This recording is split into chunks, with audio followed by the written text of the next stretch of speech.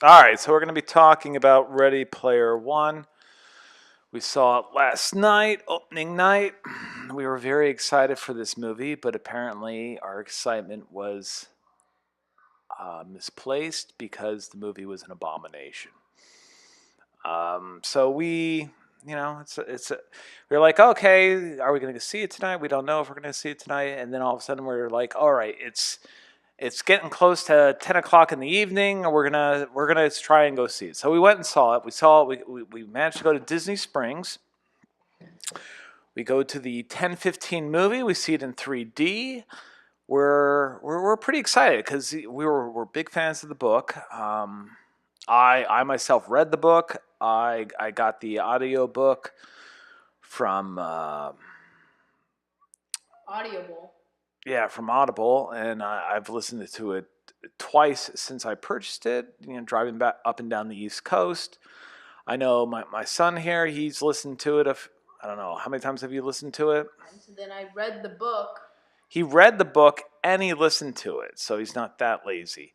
So at least he's done both too, and so we're very excited to go see the movie. We're hoping it's going to be good, and it seems like a no brainer that it's going to be good because it seems like a simple formula. Almost like the Harry Potter movies, where every single book they go to school, they go through a school year, they're done with the school year. Simple formula, boom, boom, boom, boom. Here, simple formula. They have these games. They're going to go through. They're going to do. So we're like, okay, great. This is going to be fun. We're going to watch this movie. It's going to be Ready Player One. That's what we're going to go see. Instead, we got a movie that I would best say was inspired by Ready Player One because it was not Ready Player One. In fact, it almost had nothing to do with Ready Player One. It was just there was like some people who ostensibly were part of Ready Player One, Yeah. but were it had nothing to do with the book. And so if you're coming to the movie, I would imagine. So just right off the bat, I would say if you're saying, "Hey," Like as you see now, there's Tracer from Overwatch on the screen, and that's not really in the book whatsoever. yeah, I mean that's just those things. Those are minor, irritating little points. And to be fair, yeah, I get it. Whatever you take the IP from whatever a variety of different franchises and everything else like that you can get an easy license from, and you put it in the movie. Great. And obviously they got something from Microsoft because there seemed to be a lot of Microsoft oriented IP that was placed in the movie. That's great. I don't care. What I do care about is that I want something a, that is has some sort of passing similarity to the book that I wanted to go see.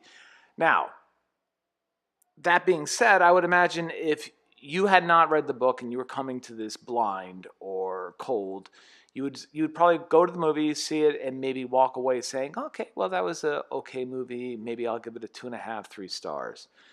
If you had read the book, I would say I'd give it a 1 star, maybe even worse than that. Because I mean, Like a 0.5. right, it would be better if they had just said, "Hey, man, you're not going to go see Ready Player One. We're going to do that at some later point. You're going to just see something that we feel might." And here's the thing. Here's what they could have done. They could have done something, which it seems like they almost attempted to do, which is to take the puzzles or whatever, because the framework of the book was, hey, you have a puzzle, you saw the puzzle, blah blah blah. That drove the narrative and that kept the story going along. That's great, and it works.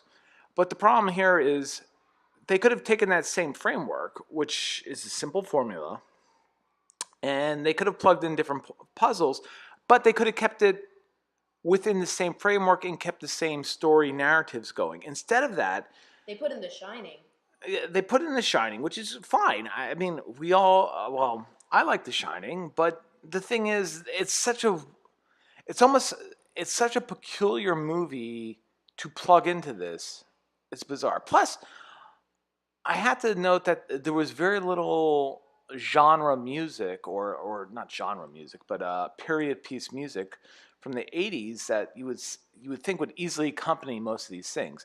And I think one of the major plot points in Ready Player One was Rush, and it seemed like, and even in one of the trailers, the early trailers, they had Tom Sawyer from Rush. They're playing that. I don't really recall any Rush music being played, but to be fair, I did fall asleep, There was no Rush music playing. which isn't a positive thing.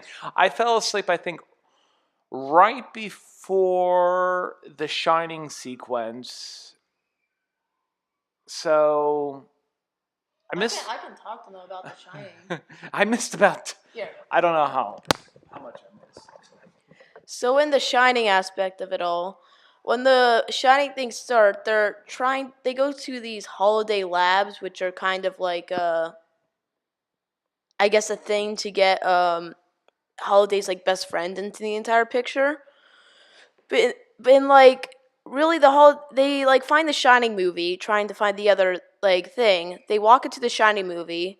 H, the like big guy in it, but it's really a girl, ends up getting all scared, and they have this like sequence of her like going through all this like weird stuff, and I don't know, it's just like where the girls are there and like they walk into the elevator, the blood fills the room.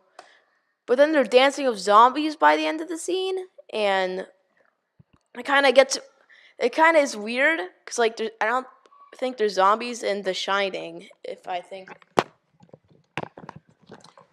You're right. There are no zombies in The Shining, but that's besides the point. I mean, it could be fine. I would not mind if they took the same framework and the same character development and they plugged and played in new puzzles. That would have been fine, and it would have probably been a winning formula. Instead of what they did is they diluted the original framework to such an extent, like they really can. And I don't think they had to. I mean, it was still over a 2-hour movie. They could have easily, and I mean, perhaps and it's not hubris on my part or anything else like that, where I say I think they could have captured a lot of the essence of the movie without sacrificing so much of the book. It just seemed like they totally went in a different direction. I don't know why they decided to do that, because you have one, two. So those familiar with the book would know that you have 3 keys. You have the first key that takes a while to uncover, to unearth the solution for the initial riddle. And then you have some portals. And it seems like the first key, I think they could have spent more time in the movie focusing on how they came to the first key and how they developed it, and actually utilize the material from the book in order to actually accomplish a rather, I think, a meatier, more satisfying first part of the movie. Instead, you're just dropped down with Wade there being almost a superstar from the get-go, driving around in a DeLorean doing a race, which is, if you're familiar with the book, it detracts from the fact that he's this penniless, money-grubbing kind of guy. Fat kid who's just trying to like in the picture, make ends meet, and he doesn't really come into any financial success until he solves the first key. But here he's driving a DeLorean, and all of a sudden, bam! Yes, sure, he solves the first puzzle, which ultimately, I guess, revolves around the fact that I think this might be a Universal movie, and most of the characters in that first race are Universal-based intellectual property. I get it, yeah. And hey, I'm an attorney. I don't want to be fighting about IP rights for like all these different character things. I get it, but in some sense, they could have been. Actually, as an IP attorney, I would say, hey, you could have been bolder and probably pressed. They could have put the Monty Python thing in it. They could have put all the things that they had in. Yeah, they didn't have the Monty Python thing. They didn't have the Blade Runner thing. They didn't have the War Games thing. All those things out of it. A lot of the video game stuff out of it. there wasn't really any of the old school video game things. Hey, you know how they go to like Holiday's houses and see his life, like his house? I think Yeah. that's what the Holiday journals are about.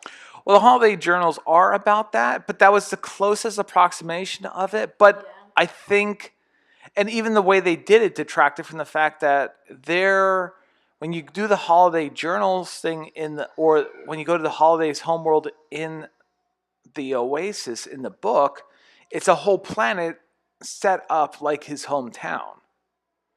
Not to mention, I would think, and I know they have holidays set up as some sort of obviously mentally touched individual who's socially awkward, and I get it, but in some ways, I think they made him almost way too socially awkward, far more than I envisioned in the book. You know, you can have socially awkward people, but you don't have to have somebody who's that socially awkward. They made him almost look like, he should be being pushed around in a wheelchair and like.